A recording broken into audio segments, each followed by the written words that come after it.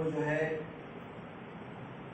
जिस रूप में पकड़ा जा रहा था, इस आजमगढ़ से भी बहुत सारे ऐसे नौजवान, बेगुनाह नौजवानों को अमूमन उत्तर प्रदेश पुलिस के बारे में कहा जाता है कि वो पकड़ ले और तो कबूल करा देती है, किसी को कुछ सजा करा देती है। उसके खिलाफ एक बड़ा अभियान, और न सिर्फ कई सालों मुझे याद है कि 2015 में आपको उत्तर प्रदेश सरकार ने ऑफर किया कि एक आपके लिए आयोग बना के आपको चेयरमैन बना दिया जाए, आपने स्वीकार नहीं। राजू जैसे मतलब अद्भुत साथी के बारे में कितनी सारी बातें हो सकती, जितना उधर जाए बहुत बहुत सारी बातें हो सकती। और फिर आज की डेट में मैं नेशनली इंटरनेशनली इस दावे से कर सकता हूँ कि 2 लाख 3 लाख रुपए जॉब पर मंथ की किसी भी दिन जाके कहीं कर सकते। उसके बावजूद वो साथी ये कहे कि उसके खाते में 500 रुपया आया है और उस 500 रुपये की जांच हो रही है।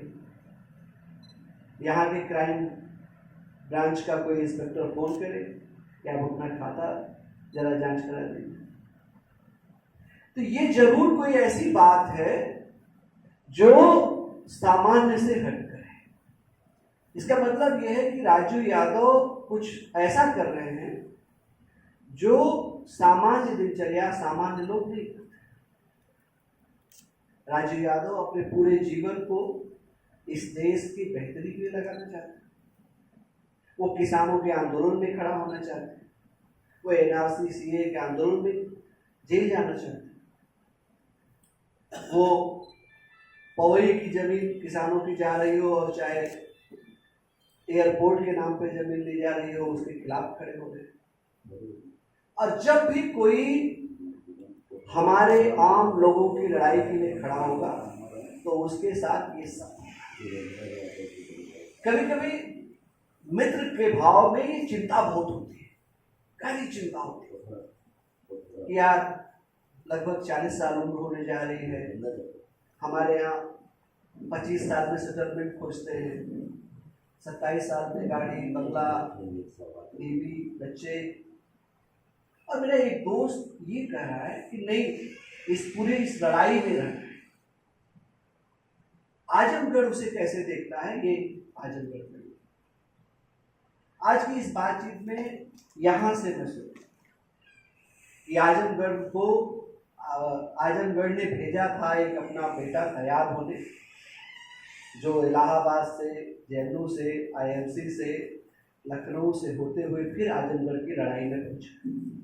उसका आप स्वागत करें तो अच्छा है।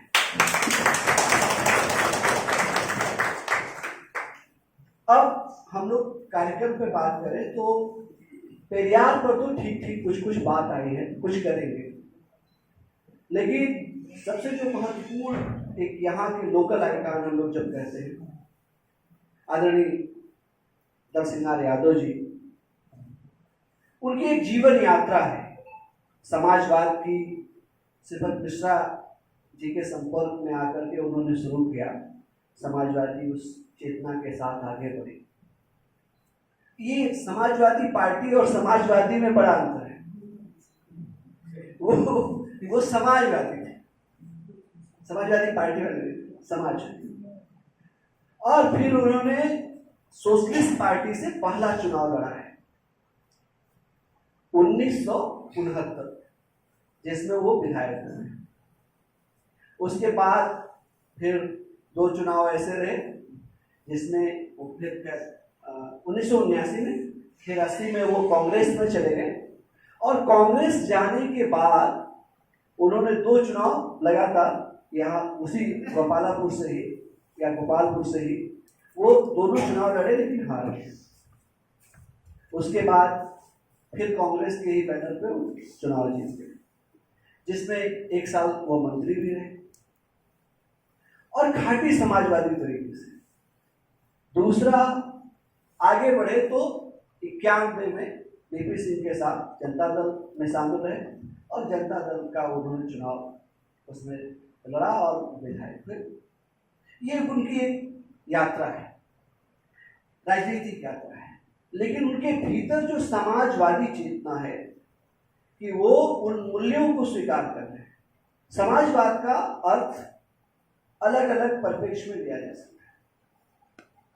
मार्क्स का समाजवाद, लोहिया का समाजवाद, माओ का समाजवाद, अलग अलग और विद्वानों का मत हो सकता है।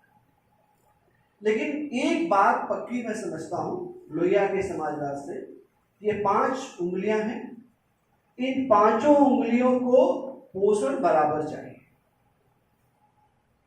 कौन छोटी है बड़ी है ये बात हो सकती है, नहीं हो सकती है, दोनों विषय हो सकते हैं, लेकिन इन 5 उंगलियों को पोषण बराबर का चाहिए। ये बात समाजवादी लोग, कम से कम उस दौर के समाजवादी लोग पक्का समझते हैं। और हर समाजवादी नेता अमूमन अपने देश के, अपने आसपास, अपने लोगों के, कमजोर लोगों के पक्ष में खड़े। आदरणीय दलसिंगार जी को जब हम याद कर रहे हैं तो 3 बार एमएलए और 1 बार मंत्री इसके लिए नहीं, हम उनको इसलिए याद कर रहे हैं कि यही ईश्वरपुर गांव में पैदा होकर उन्होंने पूरी उम्र समाजवादी चेतना के साथ, वो अपने आसपास के दायरे और जहां तक उनकी पहुंच थी वो गरीब मजदूर के साथ, गरीब किसान के साथ खड़े।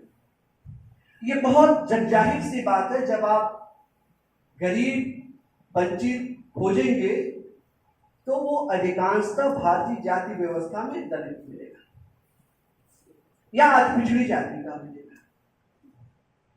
उसके साथ खड़े होने को ही न्याय माना दलसिंगार जी, इसलिए आज उन्हें याद। दूसरी बात, जब हम लोग पेरियार जी की बात कर रहे हैं, पेरियार शब्द पर बात आ गई। बेसिकली अभी हमारे कुछ साथी हैं जो सेफर्डिक, माने वो जातियां जो जानवर पालती हैं और जानवरों में भी जो भेड़ बकरी पालते थे,